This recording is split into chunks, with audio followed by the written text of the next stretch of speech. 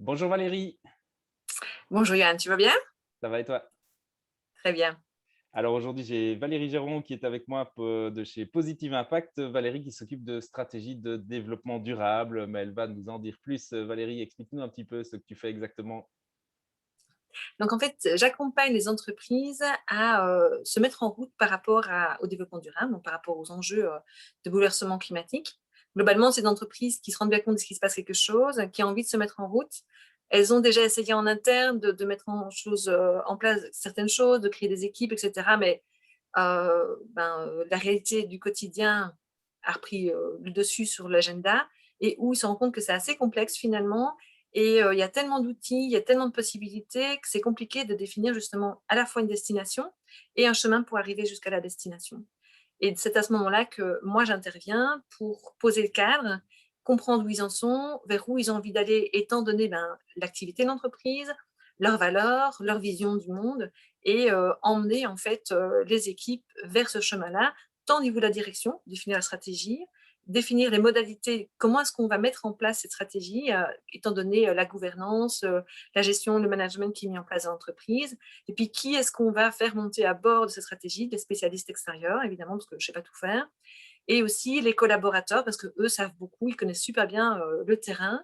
Et donc, on combine en fait ces différentes forces en présence pour faire avancer la stratégie et améliorer petit à petit, mais certainement en fait, le résultat positif de l'entreprise ou réduire en tout cas son impact. C'est ce que je fais.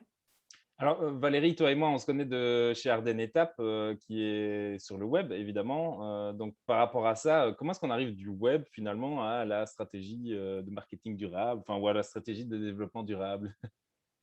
Donc, en effet, hein, on se connaissait parce qu'on a travaillé ensemble quand j'étais responsable marketing et on était sur du e-commerce. Donc, en effet, on était à fond dans le cambouis marketing.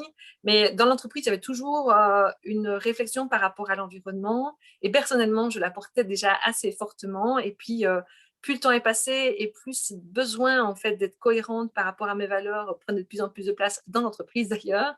Et puis, progressivement, j'ai pris en charge certains projets au sein d'Ardan Étape parce que j'avais de la part de ma direction vraiment beaucoup de soutien. Et on a mis en place un embryon de stratégie RSE, donc responsabilité sociale de l'entreprise. Et puis à un moment donné, moi, j'ai plus eu envie que de faire ça. C'est pas tant que j'aime pas le marketing, j'aime beaucoup le marketing et j'adore le web, mais j'ai besoin qu'une entreprise, en tout cas, j'ai besoin que mon travail fasse du sens et soit cohérent par rapport à ce que je perçois de l'avenir de notre société. Et donc, d'une certaine manière, je tire un peu l'entreprise vers quelque chose qui est plus viable, qui garantit davantage sa pérennité, étant donné les grands enjeux auxquels on va devoir faire face. Il n'y a rien à faire d'ici les 10 prochaines années, quoi. Et donc, du coup, voilà, on glisse progressivement de plus en plus vers, entre guillemets, du vert, pour finalement décider de ne faire plus que ça. Et Même concrètement, ça si je continue à faire un peu du marketing, je continue à accompagner les entreprises en marketing, mais alors ce sera plutôt pour promouvoir en fait leurs solutions vertes, tout ce qui est bioéconomie, je vais intervenir là-bas pour traduire justement alors la technicité, la complexité de leurs solutions pour qu'elles puissent trouver leur marché. Donc c'est dans ce cadre-là, je fais toujours encore du marketing. et justement, ça se traduit concrètement comment, toute cette, stratégie de développement durable? Alors, ta question est un peu vague, un peu trop large à mon avis, ce Non, mais je serait veux mieux dire de pour un client de manière générale, allez, remettons dans le cadre, du web finalement, qui nous intéresse ici ou de l'IT. Concrètement, comment est-ce que ça peut se traduire une stratégie de développement durable, au niveau de ce qui est, de l'IT par exemple? Alors, si jamais au niveau de l'IT, la première chose à faire, c'est de comprendre ce qui se passe. Donc, vraiment, la première chose à faire, ça va être de sensibiliser, d'informer, que ce soit la direction ou les collaborateurs. Je ne sais pas si tu as déjà entendu parler de la fresque du numérique ou de la Non? fresque du climat. Ce sont des outils, ce sont des ateliers pédagogiques, mais à la fois très didactiques et très participatifs, qui permettent en fait aux collaborateurs et à la direction de se saisir eux-mêmes en fait des enjeux climatiques, de comprendre ce qui se passe et d'intégrer en collaborant en équipe les impacts de cause à effet entre l'activité humaine et du coup les impacts qu'on va avoir sur la biodiversité, sur le climat, etc. Donc cette fresque du climat, elle existe, elle a été traduite pour le numérique, car le numérique, en fait, c'est un énorme impact. Tout ce qui est le secteur de l'IT, on pollue autant que l'aviation. Alors l'aviation, on la décrit beaucoup dans les médias. Dès qu'on parle d'un avion, c'est oh, c'est pas bien de prendre l'avion, etc. Je ne dis pas que c'est pas bien de prendre l'avion, mais il se trouve que nous, en tant qu'êtres humains, avec tout ce qu'il y a comme parc informatique, ben, on pollue autant que l'avion. Et on en parle quand même beaucoup, beaucoup moins. Et donc, c'est quelque chose à savoir. Et c'est important dans une équipe IT qui ne se rend pas toujours compte de comprendre à quel point ce qu'on fait, nos métiers, sont quelque part lourds de conséquences sur le comportement du consommateur. Alors, on sait bien qu'on ne va pas pouvoir changer tout au niveau du consommateur, mais a priori, on peut au moins comprendre les enjeux, essayer de limiter les impacts, voire réfléchir autrement nos designs et nos modes de fonctionnement. Donc, la première chose à faire, c'est vraiment de comprendre, et je trouve que la fresque du numérique, j'aime bien en parler parce que c'est vraiment un super chouette outil, que je ne donne pas moi-même. En fait, Valérie Viatour, qui est dans la région de Liège, elle est compétente pour animer les fresques du numérique en entreprise. Donc, une fois qu'on a bien compris les enjeux, la question, c'est d'abord de faire un état des lieux de la situation. On peut utiliser différents outils, genre un bilan carbone, qui permet de mesurer l'impact de l'activité d'une entreprise au niveau de ses émissions de gaz à effet de serre. Mais on n'est pas obligé d'office de faire un bilan carbone. On peut commencer par faire d'abord des états des lieux qui sont moins mesurés, moins protocolisés, je vais dire comme ça, mais qui permettent quand même de se rendre compte où on en est.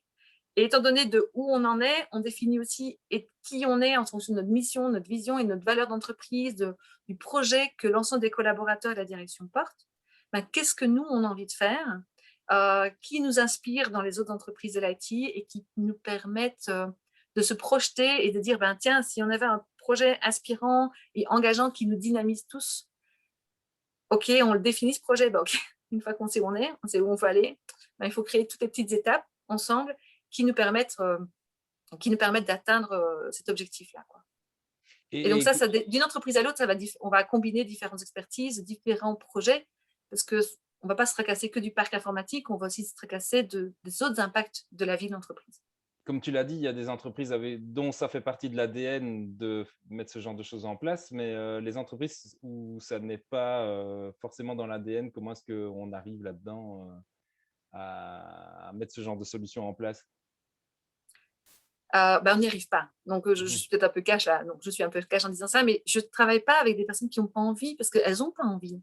Donc, moi, mes clients, ce sont des directeurs, des patrons et des patronnes d'entreprise ou des managers qui ont pris conscience des enjeux et qui ont envie de passer à l'action. Alors, globalement, pour le moment, c'est juste, il n'existe plus de directeur, de patron d'entreprise qui dit les enjeux climatiques, c'est n'importe quoi, ça n'existe pas. Après, il y a des entreprises qui peuvent dire ça existe, il y a une problématique, mais nous, on a décidé de ne pas en tenir compte. C'est un choix. C'est compliqué parce que la majorité des collaborateurs et des consommateurs, monsieur, madame, tout le monde, nous, on a tous conscience qu'il se passe quelque chose et on a tous envie d'agir à des degrés divers, à des compréhensions diverses et variées des enjeux, mais globalement, on a tous envie de bouger. Donc, ça va quand même créer des tiraillements en termes de sens et de cohérence dans l'entreprise. Mais globalement, s'il n'y a pas de volonté au niveau de la direction, c'est très, très compliqué de faire bouger les lignes. En tant que collaborateur, on peut faire bouger les lignes, on peut générer de la prise de conscience, c'est un travail qui est long, qui est relativement lent. Il y a des outils pour ça, mais voilà, je ne vais peut-être pas en discuter maintenant, mais il y a moyen en fait, de créer des dynamiques au niveau des collaborateurs pour faire ce qu'on appelle de l'intra-entrepreneur et de l'intrapreneur, et du coup, de faire bouger les lignes en interne. Mais s'il n'y a pas de volonté de la direction, honnêtement, c'est compliqué. Il peut y avoir une volonté aussi, mais finalement, c'est juste du greenwashing. Où est-ce qu'elle est la frontière entre les deux? Alors, le greenwashing, il est assez bien défini. Et oui, évidemment, on peut avoir des directions qui voudraient bien. Est-ce que vous pouvez nous faire un rapport RSE, donc de responsabilité sociale d'entreprise, et si on leur dit oui, mais qu'est-ce que vous faites? Ah non, on ne fait rien, mais faites-moi un rapport. Donc, en fait, en effet, on a des entreprises qui veulent faire ça, mais alors, du coup, personnellement, moi, je ne travaille pas non plus avec ces entreprises-là parce que ce n'est pas dans ma philosophie de faire les choses. Puis, c'est pas intéressant. Alors, où est la différence? Mais c'est très, très clair et c'est hyper dangereux, en plus, le greenwashing pour la réputation de l'entreprise, parce qu'à la fois, les collaborateurs en interne, ils savent très bien que ce que dit l'entreprise à l'extérieur, c'est faux. Et il n'y a rien de pire qu'avoir un collaborateur qui dit du mal de l'entreprise, parce qu'on va, en temps normal, le considérer comme assez crédible. Donc, ça va saboter, en fait, la confiance et la réputation de l'entreprise. Et d'autre part, il ne faut pas croire, les consommateurs, aujourd'hui, s'y connaissent, mais vraiment bien. Ils ont bien compris les enjeux globalement. Et ils ont un flair, mais pas croyable, mais peut-être hyper exacerbé par rapport au greenwashing. La problématique, je dirais même, c'est que les entreprises qui font bien les choses même si elles font bien les choses, elles doivent changer la manière dont elles communiquent, parce que simplement dire on fait bien les choses, ça ne suffit, mais pas du tout.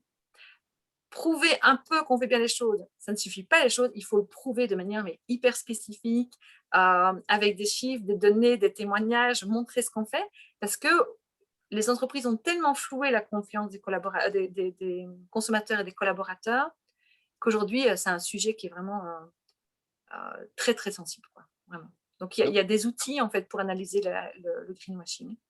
On en revient quelque part au marketing. On en revient au marketing, définitivement. Donc, ce que fait l'entreprise, ça me fait penser à la publicité du bifidus actif, quoi. Ce qui se fait à l'intérieur se voit à l'extérieur. C'est vraiment important pour une entreprise de définir comment elle va être vertueuse dans sa manière d'être en relation avec ses collaborateurs, vertueuse vis-à-vis de ses clients, vertueuse par rapport à son territoire et vertueuse aussi vis-à-vis de ses sous-traitants en Belgique, mais ses sous-traitants aussi à l'étranger. Et en créant ce climat de respect, de bienveillance et de bonnes pratiques, eh bien forcément, tous ces gens-là, ce sont tous des points de contact qui vont relayer en fait la bonne réputation de l'entreprise et qui vont générer une vraie base de confiance. J'écoutais un des premières interviews que tu as diffusé sur ta chaîne YouTube, je suppose que c'est comme ça que tu la nommes, et ton invité disait à quel point je pense que tu répondais la même chose, disait à quel point l'avis en fait des consommateurs est tellement important, à la limite, l'avis de mon ami a moins d'importance que les avis que je vais trouver des autres consommateurs partout sur Oui, la tout à fait. toile. Ben je veux dire, c'est vrai aussi en matière de développement durable, c'est vrai aussi en matière d'investissement pour la communauté. Et aujourd'hui, le consommateur, il ne veut pas juste un bon produit au bon prix, il veut un bon produit au bon prix et que l'entreprise s'investisse au niveau social et au niveau environnemental, qu'elle montre la preuve de ce qu'elle fait et qu'évidemment, ça reste au même prix. Hein. Voilà, je veux dire. Aujourd'hui, on voit quand même des études qui mettent en évidence que depuis 2 ans, les consommateurs sont prêts à payer plus cher pour quelque chose qui est plus éthique et qui est plus écologique. Ça, c'est vraiment un gros, gros changement au niveau du comportement du consommateur, mais il faut qu'il y ait la confiance. Et justement, alors si on en revient un petit peu à l'IT où tu disais que ça consomme autant que les avions, et qu'est-ce qu'on peut mettre en place par rapport à ça? Parce que finalement, on a tous nos modes de consommation par rapport à internet, par rapport, au portable, par rapport au GSM et cetera.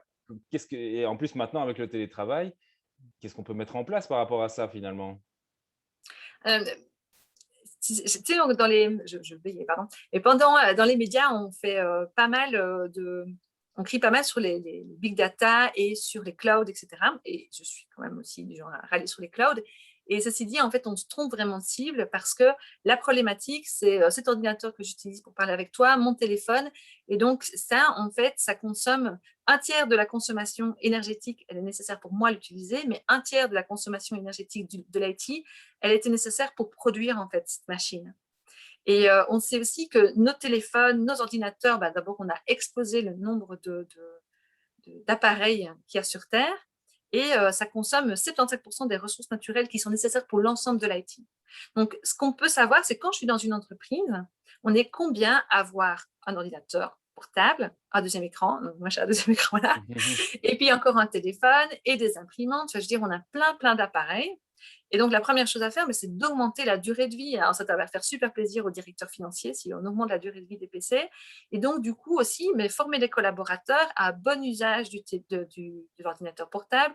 Comment est-ce qu'on utilise correctement son ordinateur portable pour augmenter la durée de vie de la batterie, prendre soin de l'ensemble de l'équipement, ne pas manger au-dessus de son clavier, enfin, des belles choses comme ça, mais aussi couper son ordinateur quand on s'en va, le mettre en veille.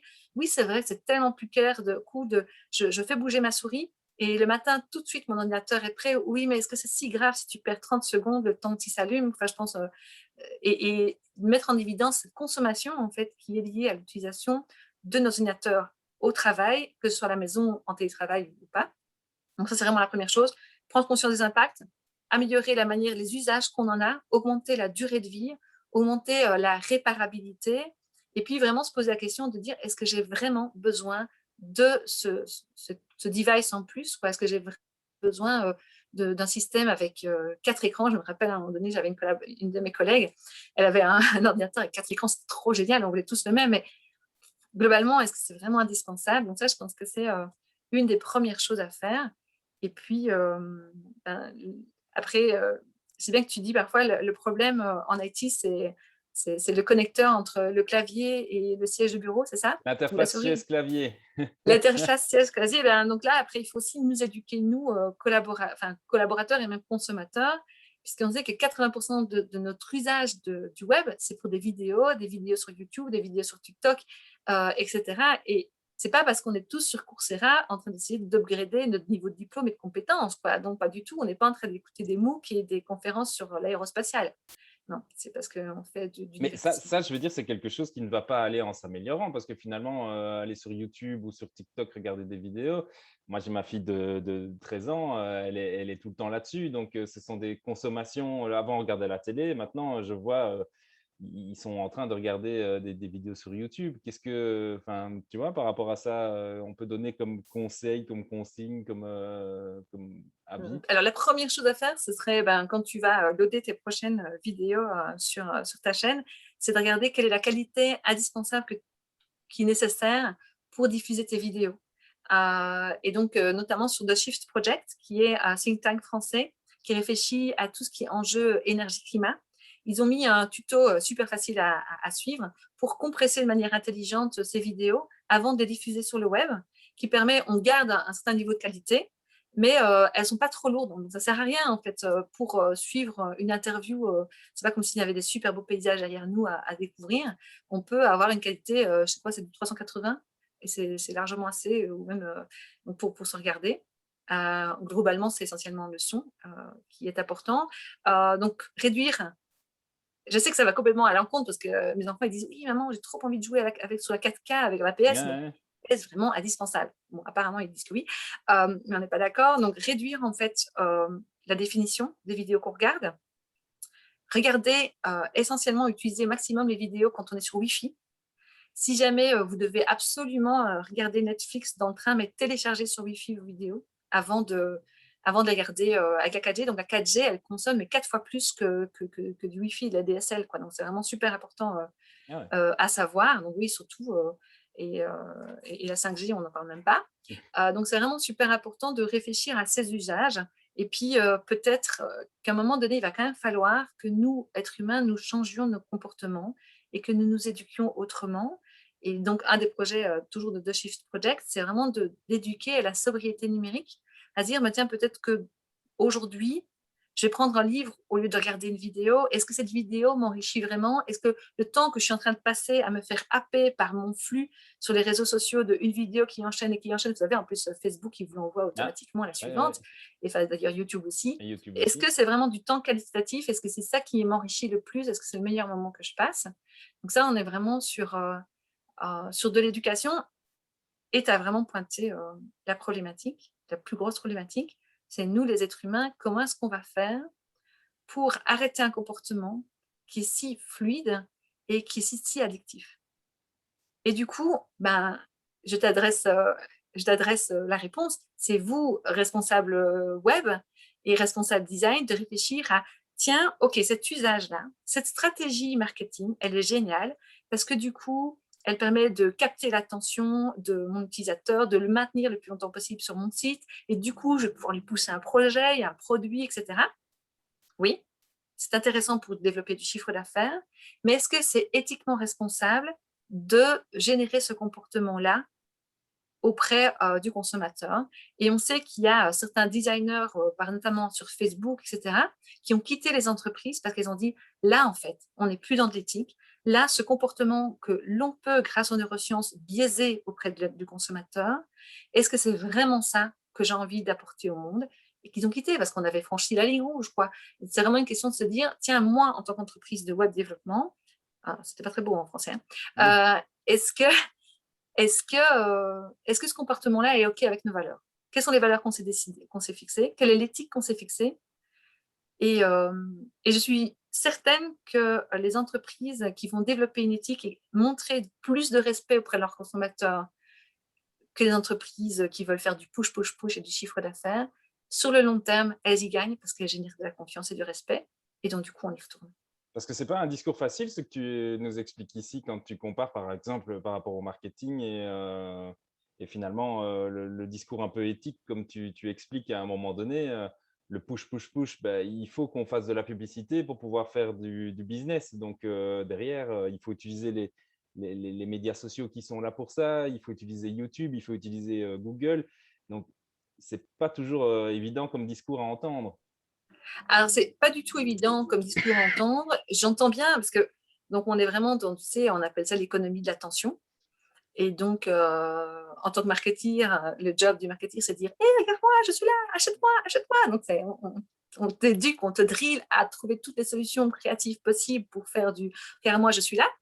Et puis là, je suis en train de dire ou pas. Comment est-ce qu'on peut générer du lien? Comment est-ce qu'on peut générer de la préférence à une marque? Pas tant parce qu'elle fait du regarde-moi et qu'elle gesticule dans tous les sens, mais parce que son comportement et son attitude fait que tu as généré une émotion, tu as créé du lien avec ton consommateur et que du coup, ben, tu restes dans son top of mind, mais pas parce que tu gesticules dans tous les sens, mais parce que justement, tu lui as apporté beaucoup de valeur ajoutée et du coup, il te choisit toi. C'est beaucoup moins facile. Créer une émotion, être dans le top of mind, enfin, je veux dire, on est dans le marketing. On est dans du marketing, mais bien sûr, mais parce que, qu'on se mette bien d'accord, aujourd'hui, la manière de pouvoir développer une solution, c'est de l'argent. Donc, il faut garder l'idée que l'argent, c'est un moyen. C'est pas une fin, c'est un moyen. Mais si jamais j'ai une super solution qui est hyper écologique, qui permet vraiment, en fait, de générer de la rupture par rapport à mon marché, mais qu'il n'y a personne qui m'achète, so what, quoi, tu vois, il ne se passe rien. Donc, on est bien d'accord qu'il faut être vu et qu'il faut être connu. Mais il y a moyen de le faire autrement. Et j'ai pas dit que c'était facile. J'ai pas de solution toute faite. Je sais qu'il y a un gros mouvement qui évolue en termes de marketing éthique, de réflexion autour de comment est-ce qu'on peut designer des applications qui ne génèrent pas en fait de l'addiction. Je t'invite à découvrir un podcast qui s'appelle Técologie et qui justement, entre autres, réfléchit vraiment à dire comment est-ce qu'on peut remarier en fait, enfin, ou marier tout court, la technologie avec une vision environnementale et comment est-ce qu'on se challenge au niveau de nos usages, comment est-ce qu'on réfléchit nos usages. Alors, je n'ai pas de solution, je suis désolée, je ne viens pas avec une boîte à outils et dire il y a qu'à Faucon, je n'ai pas ce type d'information. Par contre, je trouve que c'est intéressant de se dire dans mon équipe web, et si on avait au moins un moment cette réflexion en disant c'est quoi notre ligne rouge, quoi? Comment est-ce qu'on fait? Quels sont nos usages? Comment est-ce que je fais pour réduire d'office le poids de mon site web? Comment est-ce que je fais pour réduire le poids de mon application? Qu'est-ce que je donne vraiment à l'utilisateur qui est vraiment indispensable pour réaliser l'action dont il a besoin? Est-ce que je suis au service de mon consommateur ou est-ce que je suis au service de ma boîte? La vidéo, dans le fond, hein, en arrière-plan de mon site web, est-ce vraiment indispensable? Il y a plein de choses sur lesquelles on peut agir. C'est vraiment une réflexion qui a poussé. Et donc, moi, je t'invite parce que je trouve ça chouette que tu m'interviewes. Il y a vraiment quelqu'un qui est spécialiste sur la question, en tout cas de l'IT. Donc, c'est le fondateur de Green IT Belgium, qui est Olivier Vergaens, que tu peux rencontrer, qui a aussi créé la fédération belge pour tout ce qui est Sustainable IT. Euh, Mmh. donc, ça, ce sont des pistes, en fait, pour aller plus loin dans la réflexion autour de tout ce qui est Green IT. Bah, écoute, c'est super intéressant parce que je pense que quelque part, c'est quelque chose dont on ne se rend pas compte parce qu'on est dans des modes d'usage, quotidiens, on est tous les jours derrière notre ordi, encore plus maintenant, hein, sinon cette interview aurait peut-être eu lieu, avec une caméra et et en vrai. Donc voilà, il y a vraiment une réflexion à avoir par rapport à ça, je crois, un exemple concret, par exemple, je reçois un mail, je fais quoi? Je le jette? Je le Non, tu reçois un mail, tu le deletes. Oui, définitivement. Tu ne rajoutes pas une énorme grosse pièce jointe que tu vas redistribuer à la terre entière parce qu'on ne sait jamais qui se trouvait ça intéressant. Mais globalement, ça me fait penser à la grande campagne qui est en train de passer pour le centre de Time for the Planet qui dit faire pipi dans la douche ne va pas suffire. Et donc, vider votre boîte mail, c'est sympa, mais c'est pas ça qui va suffire. Les enjeux sont tellement énormes que je préfère de loin que tu augmentes la durée de vie de ton PC portable de 2 ans, que tu achètes un téléphone qui a été reconditionné et que la prochaine fois que vous devez réinvestir dans des imprimantes, vous décidiez de ne pas acheter d'imprimante dans l'entreprise et trouver d'autres solutions. Je sais que, donc je vais reprendre l'exemple de Jardin Étape. À l'époque, il y avait par département, je dirais, 1 à 2 imprimantes. En tout cas, au marketing, il y en avait 2 parce qu'on avait une pour la 3 et une pour la 4. Et donc chaque département avait définitivement son imprimante, puis s'il y en avait encore une commune, ben, ça machin. Et à un moment donné, la question était de se poser, tiens, est-ce qu'on rachète des imprimantes? Et donc, je ne suis pas à la base de cette idée, mais j'ai trouvé trop génial parce qu'on a adoré. Il n'y a plus d'imprimantes, il n'y en a plus qu'une à l'étage central. Donc, l'entreprise est distribuée sur 3 étages. Il n'y avait plus qu'une seule imprimante à l'étage central, avec en plus un code pour imprimer. D'accord. Donc, Des choses on très n'imprimait concrètes. plus du tout. Plus personne n'a imprimé. Tu sais pourquoi? Parce que l'imprimante n'était plus à disposition, donc on s'est rendu compte que ce n'était pas nécessaire. Et en plus, il fallait monter des escaliers pour aller imprimer. C'est un nudge qui est tellement bête, quoi. Et tu dis, waouh. Et en plus, il fallait mettre ton code, mais quand bien même tu mettais ton code, franchement, enfin, c'est une entreprise qui est pas du tout, qui est super fort dans la confiance, donc ils n'étaient pas en train de contrôler. Tu as fait 3 impressions aujourd'hui, ce film, qu'est-ce que tu as fait? Ils s'en foutaient complètement. Et donc, c'est un truc de fou, quoi. Plus personne n'imprimait. Parce que, en fait, on avait enlevé la facilité, l'hyper confort d'imprimer pour tout et pour rien. Et donc, comme tu avais trop la flemme de monter ta volée d'escalier, ben, tu corrigeais ton truc sur ton téléphone, ton ordinateur, quoi. Donc, ça, c'est un bed natch. Vraiment, c'est le truc le plus stupide on ne s'y attendait pas du tout. C'était une super chouette découverte. Et pourquoi est-ce qu'on disait ça? Je sais plus. Pour être dans les exemples un peu concrets de comment est-ce que tu mets des choses en place dans ton entreprise, en fait. Oui, donc il y avait ça, et le fait que quand on a changé, on avait plein d'ordinateurs, et ces ordinateurs-là, on a revérifié en fait l'état des ordinateurs, vidé évidemment, enlevé tout l'historique, enfin vraiment être sûr qu'il n'y avait aucune donnée spécifique à l'entreprise qui pouvait encore traîner sous les disques durs. Et puis on les a envoyés à, j'ai oublié le nom de l'entreprise, c'est Close the Gap. C'est une association en fait qui reprend tous ces ordinateurs-là, qui les revérifie elle-même, et s'ils sont toujours opérationnels, elle les offre en fait aux associations, et eux, ils sont plutôt dans la problématique nord-sud. Donc, en fait, ils renvoient les associations recevaient des ordinateurs pour pouvoir donner des formations ou faire fonctionner l'entreprise. Et si ton ordinateur n'était plus en état, et ton imprimante n'était plus en état, parce qu'ils reprennent aussi les imprimantes, eh bien alors, c'était vraiment recyclé, mais genre vraiment décarcassé avec récupération, etc. Et sinon, il y a une super autre chouette association qui fait un peu la même chose, mais plutôt en Belgique, c'est A Smart World. Et cette association-là, de nouveau, tu peux lui renvoyer tes PC, tes téléphones que tu n'utilises plus en entreprise, qui sont en train de remplir l'armoire de la responsable de la logistique. Et donc, tu les envoies chez A Smart World, et eux, de nouveau, ils vont revérifier l'état de l'ordinateur ou du téléphone. Et par exemple, pendant le Covid, eux, ils ont vraiment fait deux super choses d'actions. La première, c'est qu'ils ont donné des téléphones aux personnes âgées qui étaient isolées, parce que pendant le Covid, elles n'étaient plus en relation, enfin, elles n'avaient plus forcément l'accès avec leur famille, donc elles pouvaient recommencer à téléphoner, etc. Et ils ont aussi reconditionné pas mal d'ordinateurs qu'ils ont redistribués en fait à des jeunes qui étaient en situation moins favorable au niveau social, qui avaient besoin d'un ordinateur pour pouvoir suivre leurs cours en ligne. Et donc, il y a vraiment, ce sont toutes des petites étapes qui permettent de commencer à passer à l'action pour réduire en fait son impact et générer quelque chose de positif aussi au niveau de la société, créer du lien avec les habitants que tu as autour de toi. Maintenant, si tu n'es pas obligé de passer par l'association, si ton ordinateur est en parfait état, tu envoies un message à tes collaborateurs en disant très cher, on a autant d'ordinateurs, est-ce qu'il y a des associations que vous avez envie de soutenir et vous pensez qu'ils auraient besoin de ces ordinateurs-là? Oui, non. Et donc, de nouveau, chez Arden Étape, on vendait les ordinateurs aux collaborateurs à prix super modique, mais on offrait les ordinateurs aux associations. Et donc, ça peut paraître un peu contradictoire, mais ce n'était pas la même démarche. Et donc, l'idée, c'était vraiment d'avoir une action caritative, quoi. Oui, donc finalement, c'est vraiment un état d'esprit au niveau de la société qu'il faut pouvoir avoir pour pouvoir à un moment donné se dire, OK, mon IT, il a un impact, et donc plutôt que de jeter, je vais mettre en place des actions concrètes, et il y a des associations pour ça. Il y a des... Oui, clairement. Il y a des associations qui t'aident en fait à réaliser cette revalorisation de ton matériel. Et sinon, il y a des associations dans ta commune qui recherchent un ordinateur qui ressemble pas à quelque chose et qui seraient bien contents de bénéficier de ton ordinateur que toi, tu ne trouves pas assez puissant, mais qui en fait est largement assez puissant, on est bien d'accord.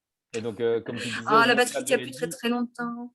augmenter la durée de vie, c'est pas forcément au sein de l'entreprise, mais c'est augmenter la durée de vie du matériel. Alors, à minima, c'est vraiment revaloriser son matériel et le donner aux associations. Ça, il faut le faire, quoi. Mais comme tu disais, c'est un mindset à mettre en place dans l'entreprise. Si c'est vrai pour l'IT, c'est vrai pour tout ce qu'on fait en fait. C'est revoir son business model, sa manière d'aller sur le marché en se posant la question de dire et si on le faisait autrement, comment est-ce que je peux faire pour diminuer l'impact négatif que j'ai en fait sur la société, sur l'environnement et comment est-ce que je peux faire pour que mon produit, mon service, non seulement limite les impacts, mais aussi apporte quelque chose de positif. Et si ça crée encore plus de valeur ajoutée, comment est-ce que ce serait?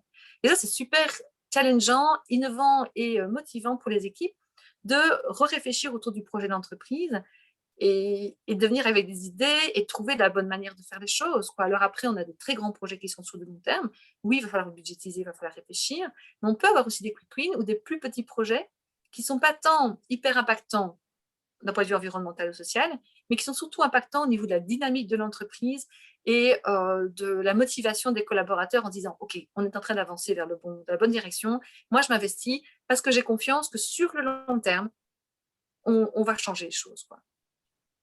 Et, donc, et puis ça s'adapte aussi, et finalement, pas simplement aux grosses entreprises, aux grosses structures. Ce genre d'actions concrètes, elles peuvent se faire même à un niveau individuel.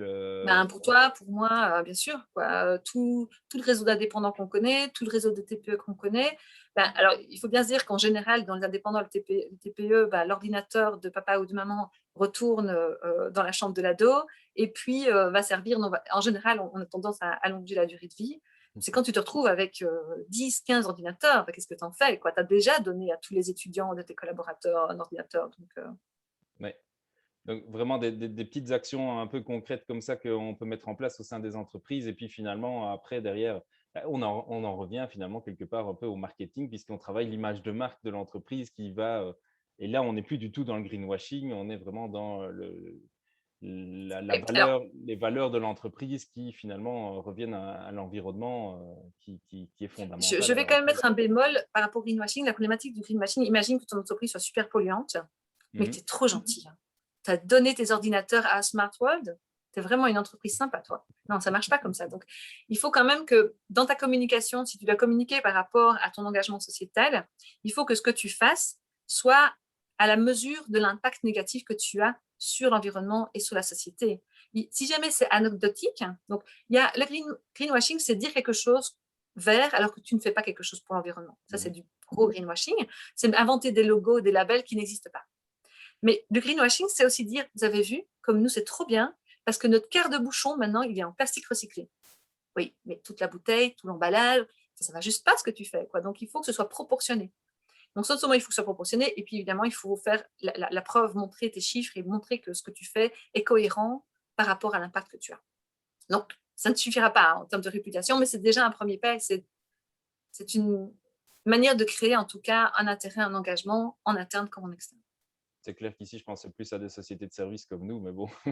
Oui, oui, c'est ça, évidemment. Mais je veux dire, si jamais on travaille sur une grosse boîte qu'on ne va pas citer, qui a plein d'informaticiens, qu'elle décide de travailler sur son Green IT, ils vont vraiment avoir un impact qui est très fort et c'est cohérent par rapport à leur activité. Mais si je suis une entreprise, allez, j'invente n'importe quoi, mais qui distribue du pétrole ou des gros produits chimiques de type pesticides, et tu as donné 5 PC, ben, je ne vais pas te donner ta gommette verte. Quoi. Enfin, tu vois, C'est clair. il n'y a personne qui va y croire. Et à la limite, c'est pire, en fait, du coup, parce que tu as presque intérêt à ne pas le dire, parce que du coup, ça va vraiment nuire à ta réputation. Enfin, ça va te remettre dans le viseur des consommateurs qui vont encore râler sur ce que tu fais. Bah, écoute, c'était Voilà. super intéressant. Je pense qu'il y a plein de choses ici qui ont été dites qu'il faut retenir. Moi, je voulais juste te laisser le mot de la fin. Ah, carrément. Mais écoute, merci beaucoup pour l'invitation et puis pour cet échange. On est passé sur quand même pas mal de sujets. J'espère que ce que les internautes auront suivi, c'est qu'ils doivent maintenant, j'aurais dû le dire au tout début de la vidéo, c'est aller dans les réglages en fait, de YouTube et de réduire au maximum la qualité. Passer directement sur Wi-Fi s'ils étaient sur la 4G et mettre à regarder plus tard parce qu'ils regarderont chez eux en mode Wi-Fi. Ça, c'est la première chose à faire. Donc, vraiment réfléchir à ces usages et sensibiliser en fait les équipes IT notamment, mais aussi tous les collaborateurs sur l'impact en fait de notre fonctionnement full numérique et de voir comment est-ce qu'en entreprise et puis du coup aussi à la maison, on peut si pas améliorer les choses, au moins arrêter de les dégrader. Super. C'était mon Bah, mot de la écoute, fin. je te remercie beaucoup de m'avoir consacré ces quelques minutes pour cette interview. Je te souhaite une bonne journée. Merci beaucoup. À bientôt. À bientôt.